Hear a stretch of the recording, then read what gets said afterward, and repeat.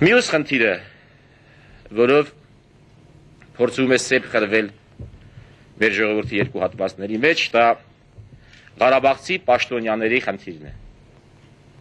Ավելի կոնկրետ Սերժ Սարգսյանի եւ Ռոբերտ Քոչարյանի խնդիրը։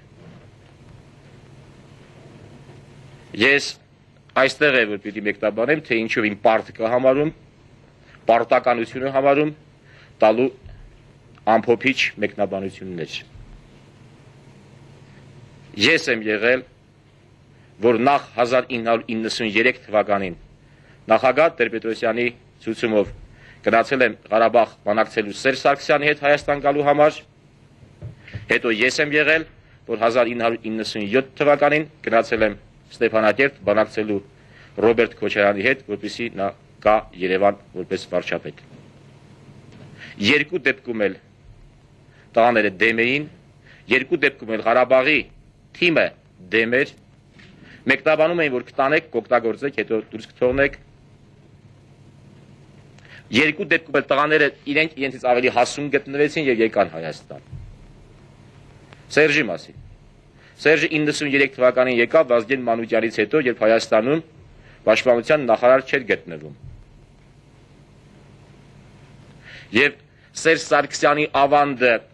Ղարաբաղի պաշտպանության կազմակերպման մեջ, Հայաստանի պաշտպանության կազմակերպման մեջ, Հայաստանի ներքին գործերի նախարարության կազմակերպման, աշխատանքների կազմակերպման մեջ անուրանալի են։ Գոնե պաշտպանության նախարարությունում դուք չեք գտնի որևէ մեկին, որևէ հրամանատարի, որևէ կրտսեր հրամանատարի, որը կարող է դյուզն իսկ կասկածել Սերժ Սարգսյանի ազնվության, հայրենասիրության, քաջության եւ կազմակերպչական ջղի վրա։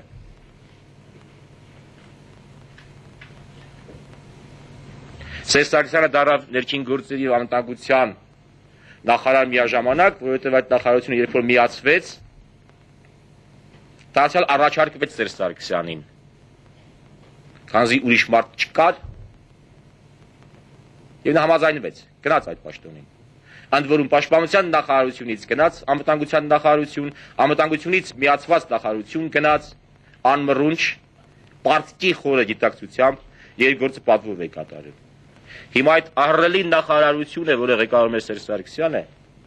ի պաշտոն է մարդը օրվա մեջ, ոչ թե ամսվա, առնվազն 10-20 100 մարդու վատություն անում ի պաշտոն է։ Եվ այդ ամբողջ վատությունը բարդել Սերժ Սարգսյանի, Սերժ Սարգսյանով Ղարաբաղի վրա մեղմ ասած վատ բան է։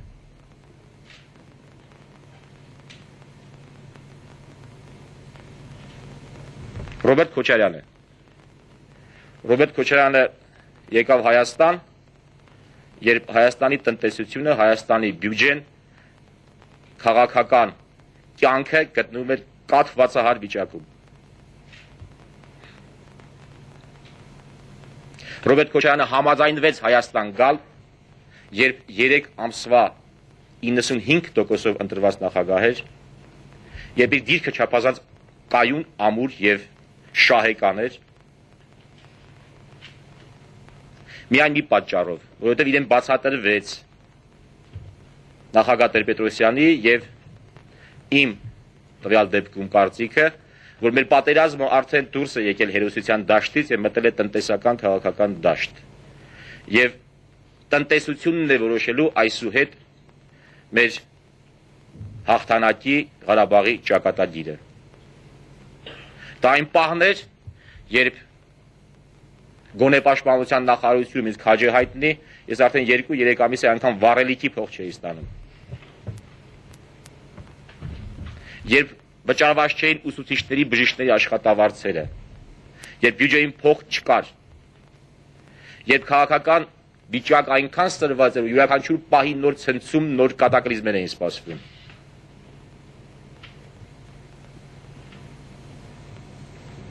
Եվ համարվեց, որ Ռոբերտ Քոչարյանի կերպարը եւ քաղաքական առումով եւ տնտեսությունը զարգացնելու կամք գործադրելու եւ աշխատունակության առումով լավագույնն է։ Իսկ այդպես էլ կա։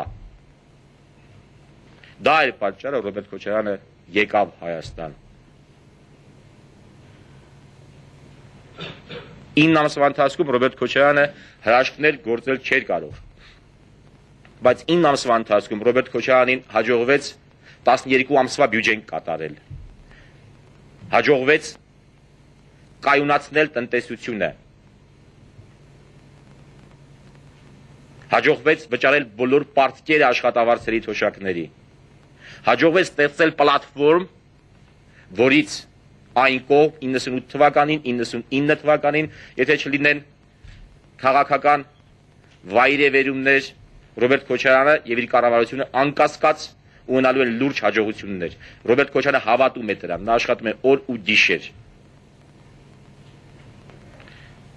Եվ ես գորե չեմ սխալվել, որ գնացել եմ նրա հետևից։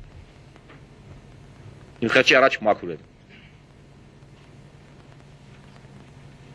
Եվ ես այս ամենի մասին չէի կարող չասել, որովհետև իրենք չեն կարող նստել այսպես խոսել։ Որովհետև հարվածը գոտկատեղից ներքև է խփնվում։ Եվ Ռոբերտ Քոչարյանին մեղադրում են ինչ որ մարդկանց պատճառով։ Այդ մարդկանց վերջին հաշվով կարելի է փոխել, բայց այդ մարդկանց մեղքերը բարթել Քոչարյանով Ղարաբաղի ժողովրդին շինել քավության նոխազ, դա մեղմ ասած վատ բան է։ Վաղը մյուս օրը կարող ենք Քոչարյանի վրա բարթել նաև հացի թանկացումը եւ այդ կարգի մի շարք բաներ։ Ես ուզում եմ ձեր միջոցով դիմել մեր ժողովրդի ինքնագիտակցությանը։ Ռոբերտ Քոչարյանը, Սերժ Սարգսյանը իրենց կամքով խնդրելով չէ, որ եկել են այստեղ, եկել են որ մեզ օգնեն, որ մենք միասին նույն գործն անենք։ Մեղադրել Ռոբերտ Քոչարյանին Ստեփանակերտից լինելու մեջ նույնն է, եթե ինձ մեղադրեն Դավալից լինելու մեջ, կամ այն բանի մեջ, որ ես ծնվել եմ չորեքշաբթի։ Ես չպետք է թույլ տալ, որպեսզի բոլոր սխալներն ու բոլոր թյուրիմացությունները բարթեն Ղարաբաղի խնդրի վրա։ Եվ ամենացավալին, որը հատկապես ինձ առիթ տվեց ես հետ խոսելու, վերջին իրադարձություններն էին կապված վերջին 3 դեպքերի հետ։ Ես անգամ չեմ համարձակում դա մահափորձ համարել,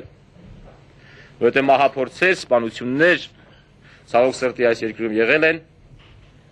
աղաղակող, շատ ցավալի են այս փաստերը, բայց այսպես մեկ են գլխապատառ մեկնաբանություններ տալը չեմ հասկանում։ Յուրաքանչյուր իրեն հարգող քաղաքական գործիչ պիտի որ սպասեր, թե ինչ արդյունք կունենա հետաքննությունը։ Եթե չի սպասվում, ուրեմն ես էլ ինքս եմ ինձ իրավունք տալիս մի շարք բաների մասին խոսել։ Եթե խոսում ենք ընդհանրապես ենթադրությունների մասին, ապա իմ ենթադրությունները շատ ավելի ծանրակշիռ են։ Ուրեմն գնացեք եւ հարցրեք նույն Ռուբենին, թե ով իր հետ խոսեց հունվարի 12-ին եւ ով ասաց, որ իրեն վրա մահափորձ է լինելու։ Եթե ուզում եք իմանալ ավելի խորը ենթադրությունների մասին, դա Աստված որ Արծրուն Մարգարյանը ավելի շուտ ապակինվի, հարցրեք Արծրուն Մարգարյանին, թե ով այդ նույն օրը հանդիպեց իրեն, կանչեց իրեն եւ ասաց, որ քանի որ նախազգուշացել էին Ռուբոյի մասին, հիմա նորից նախազգուշացնում եմ Անդրանիկ Քոչարյանի մյուսի ձեր մասին, ձեր հետ նույն բանը լինելու է։ Ով, ինչու, ինչպես, ինչու է լինելու։ Եվ ձեզ իրենք կտան այդ անձնավորության անունը։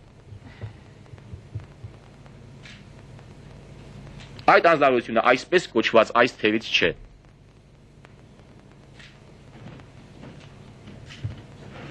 Եվ պիտի դեռ ճշտել, մեքենայի վրա կրակվեց, թե կրակեցին։ Եվ եթե իրենք իրավունք ունեն ենթադրություններ անելու, ապա ես առավել ծանրակշիռ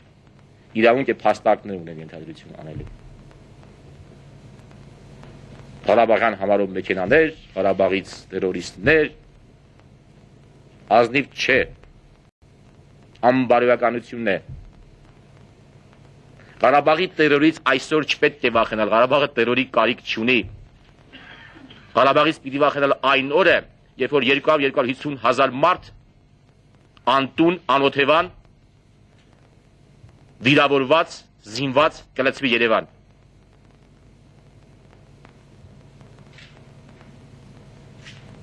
Եթե գնանք Արա Սահակյանների կանխանշած ճանապարհով։